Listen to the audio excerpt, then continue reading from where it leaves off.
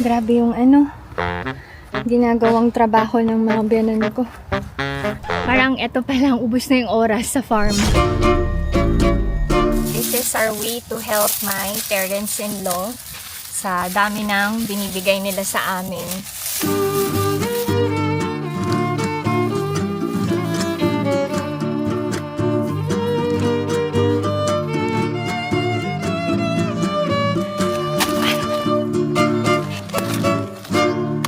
Last time na nandito ako, kasama ko ang family ko. Ngayon, nag-iisa na akong nag-iikot-ikot sa farm.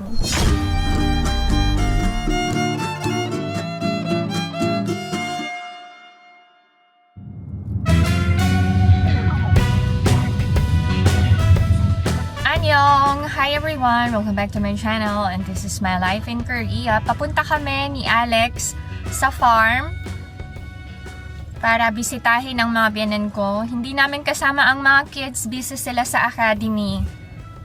Say hi, my love. Hi. Magpapagas muna kami. Grabe, ang mahal-mahal na ng gasto netizens. Kaya naghanap kami ng may pinakamura na presyo. Magkano per liter? It's 2008 won. Yung nahanap namin na pinakamura ha. Magkano na ba ang gas sa Pinas?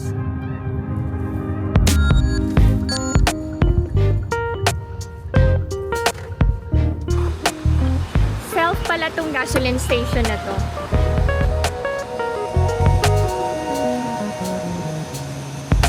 $50,000 lang pinagas ni Alex. Ang maganda dito sa gasoline station sa Korea, nagpo-provide sila ng gloves para hindi maamoy yung kamay ng nagpapagas. Wait, ilan na lang? Okay, done. 24.90 liters lang. Let's go to the farm now, to netizens. Nagdala akong mandarins. Uulan daw mamayang hapon, sabi sa weather forecast.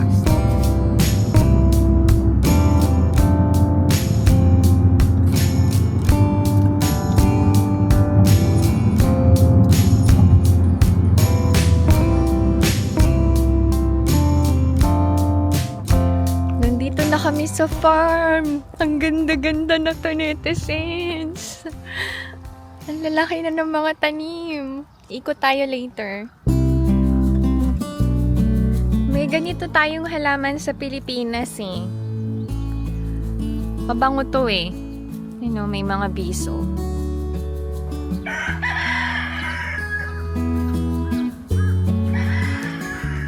Everything is green. Amoy samgyupsal.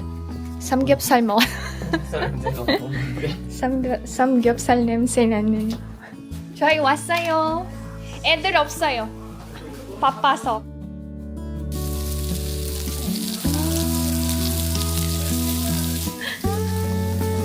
Okay, let's eat.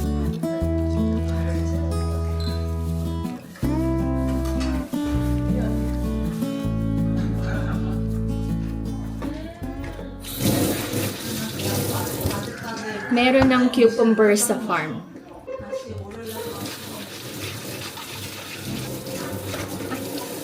Lagot. Ano ba yun? Naputol.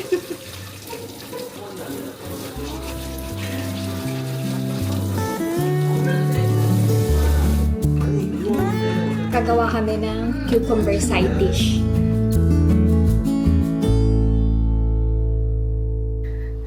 We're going Charlam. We're going to work at the farm. Inutusan kami. Kailangan naming ilipat yung garlic kasi uulan mamayang hapon para hindi mabasa.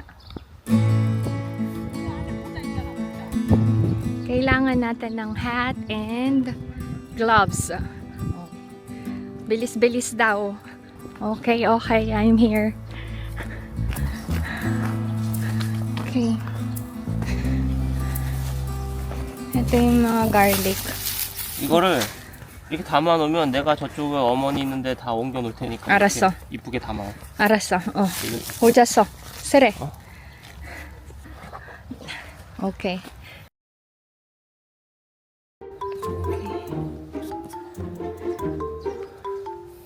아니, 뭐 선글라스 계속. 오케이. 어. 여기. 여기 바구니 여기 있습니다. 네. 이쁘게 잘 담아주세요. 그럼 내가 다 옮겨 놓을 테니까. Lahat to garlic, oh. Hindi na kami bibili ng garlic. Tinanim to nung late autumn last year.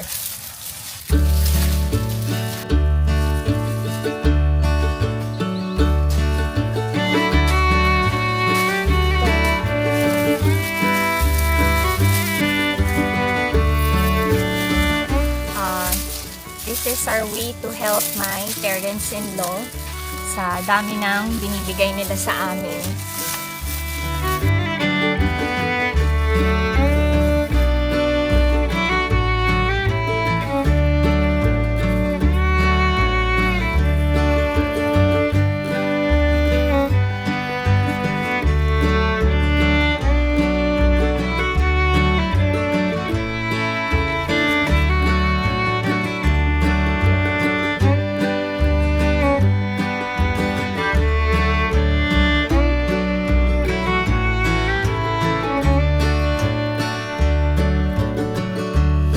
Buti na lang nagpants ako.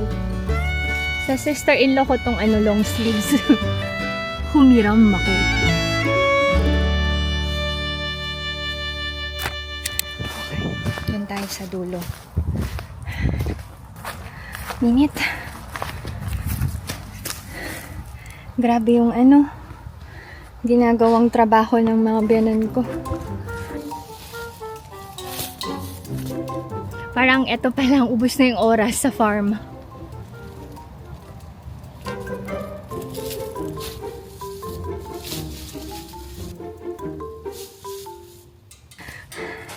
Maasim yung kilikili ko,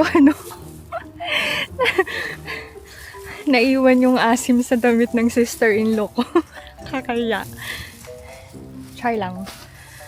May nagpapawisan ba kilikili ko? Syempre naman, ang init to netizens. Pumasok ako ng bahay kasi nakita ko si Omoni pumasok na. Alam ko gagawa siya ng side dishes. Sabi niya, wag mo na akong tulungan dito sa kusina. Mag-vlog ka na. Okay lang daw na siya lang ang nasa kusina. Okay, anyway. Sige, mag-vlog na lang ako. Nag-work pa si Abuji and Alex. Oh, tingnan nyo naman. Ang repolyo. Ang laki niyan, sobra. Repolyo. Ganda, oh. Spring onions. Uy, wait. Ang dami naming lettuce. Nagkalat yan. Papitas-pitas na lang kami yan. Ay, may kalabasa, oh. Ay, hindi pala to kalabasa. Cucumber. Si Omoni nagsabi na hindi na daw niya kaya masyadong mag-work sa farm. So, starting next year, kukuha na sila ng farm workers. Actually, alam niyo, sabi ko, mga Pinoy na lang kunin yung workers. Kasi sobrang sipag talaga ng mga Pinoy. And syempre, gusto kong makatulong sa kapwa ko Pinoy. Kaya lang, dito sa government ng Gapyong, kung saan sila naka-reside, ang nakuha daw na workers ay mga Vietnamese. So, hindi na daw nila pwedeng palitan yun. Kasi last year pa sila nakapagpa-register ng mga farm workers. So, sabi ko, sige sa susunod na taon na lang, sana Pinoy ang makuha. Pag-pray nyo to netizens na makakuha ang mga biyanan ko ng seasonal farm workers from Philippines. Okay. Ano dito? Mainit dito to, netizens. Hindi na ako papasok ah. Ano ba tong ano dito? I think sesame to. Yan. Okay. Oh, sesame din to. One of the sources of income ng mga biyanan ko ay sesame din. Yan. Daming tanim to, netizens. Magsasawa kami sa lettuce. Ito naman ay pear tree. Nilagyan na ng balot ni Aboji yung bunga. Ay, ang ganda ng bulaklak. Alam nyo, nagtatanim si Aboji ng bulaklak dito para kay Omoni. Yung sweet, no? Sana all. Tignan nyo naman ang pear tree. Ang liit-liit pero ang daming bunga. Thank you, Lord. Last time na nandito ako, kasama ko ang family ko. Ngayon, nag-iisa na akong nag-iikot-ikot sa farm. Nalungkot ba ako nung umuwi sila nanay? Siyempre malungkot. Pero, ito kasing reality ng buhay ko eh. Yung malayo talaga sa pamilya ko. Pero alam niyo, nagpapasalamat ako kay Lord kasi binibless niya talaga ako and nabigay ko sa family ko yung bakasyon na gusto nila and na-enjoy talaga nila. Wait. Ay! Ang ganda ng bulaklak to, netizens. Alam niyo kung ano yan? Chestnut yan. Ganyan ang chestnut tree ngayong summer. Apple trees. Yan, oh. Maliliit pa. Pero may red na, oh. Yung iba puro green pa. Bakit walang bunga to? Ah, meron. Ito pala. Plum tree. Maliliit pa yung bunga. Yan. Grabe to, netizens. Hindi lang ako ang blessed. Even ang Korean in-laws ko. Blessed na blessed. Ang daming bunga ng walnut tree na to, oh. Grabe. Hitik na hitik sa bunga. Thank you, Lord.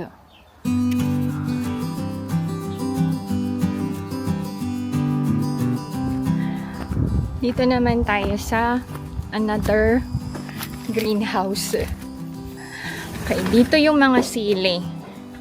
And kalabasa. Uy! Tingnan nyo, oh. Yang squash yan.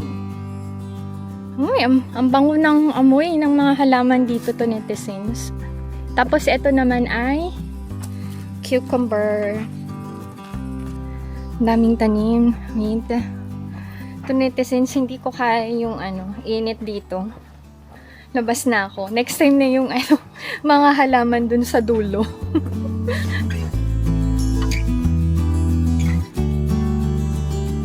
Madami na naman akong tinola. Hindi ko na kaya ito, netizens. Sobrang mainit. Ang mga kokodek.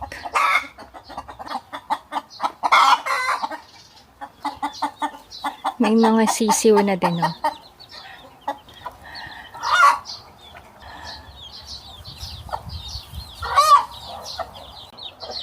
May alaga pa palang manok dito. Nakakulong. Bago ako pumasok to, netizens, ito ang persimmon tree. May bunga na din, color green pa. Yan.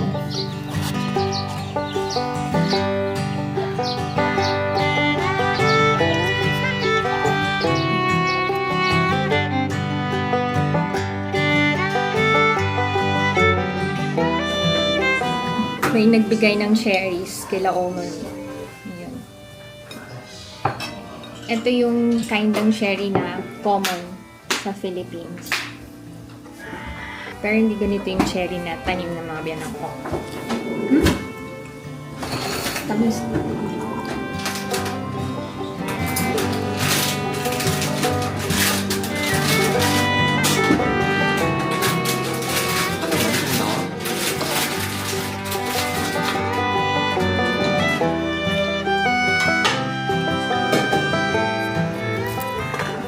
another work here. Green peas naman to. Yan. Babalatan namin.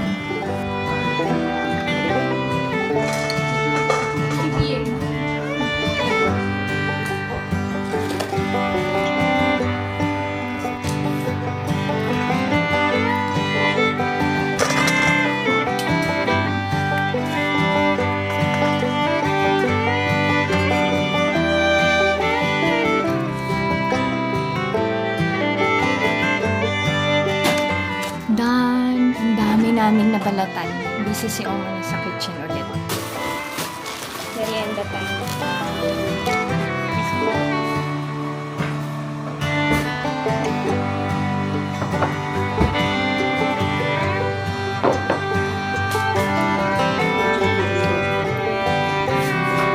You want to watch some bitch mama.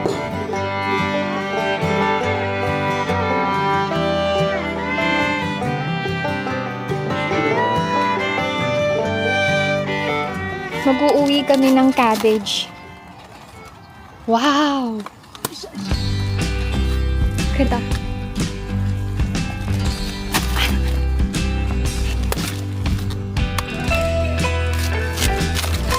Grabe, ang laki nitong repolyo.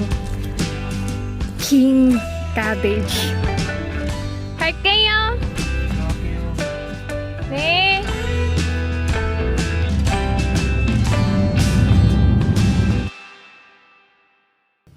We are already home to netizens. I-share ko lang sa inyo yung blessing na nauwi namin from the farm.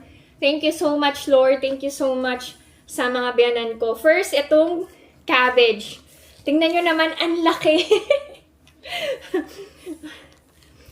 Meron akong nakasalubong mag-asawa. Nakatira sila sa second floor. Tinatanong, magkano daw bili ko dito? Sabi ko, bigay po to ng mga biyanan ko galing sa farm. Sabi niya, ang swerte mo naman. Yes. Nagbigay ng cherries. Tapos ito pa, sobrang thank you Lord kasi ang dami kong nauwi na. May hula kayo? Juga, juga, juga, juga, juga. Ba't ayaw mabuksan? Wait. Juga, juga, juga. Ayaw talaga mabuksan. Ano ba? Zang! Garlic. Pero kailangan ko tong ipil. Ang dami. Thank you, Lord. Tapos, lettuce. Mushroom.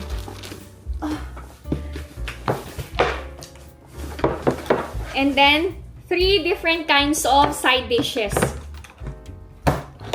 Alam nyo, hindi na ako gumagawa ng side dishes kasi si Omo ni madami nang binibigay.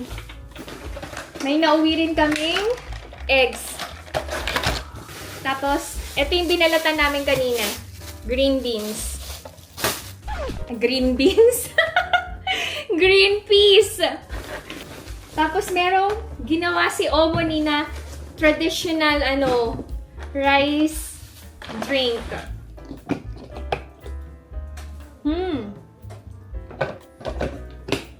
Para siyang shike, pero parang may ibang nilagay si Omo ni dito. Iba yung amoy eh.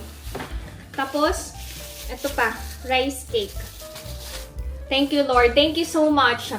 So, thank you so much sa pagsama sa amin ngayong araw na to. Kahit nakakapagod, nag-enjoy ako na tumulong sa mga biyanan ko sa farm. So, if you enjoyed watching this video and new to my channel,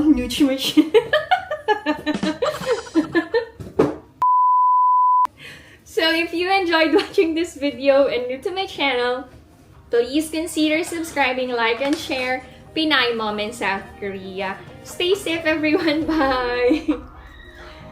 Maliligo na ako. Grabe ang lagkit. Grabe yung tagaktak ng pawis namin kanina. Super, super. See you sa next vlog!